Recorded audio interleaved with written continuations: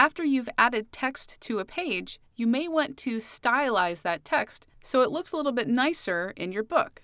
And you'll make these changes over in the Type panel. To start, I have the photo text active, and I'm going to use the shortcut Command or Control A to highlight all of the text inside of that box. Next, I'll use the Type panel to make some changes.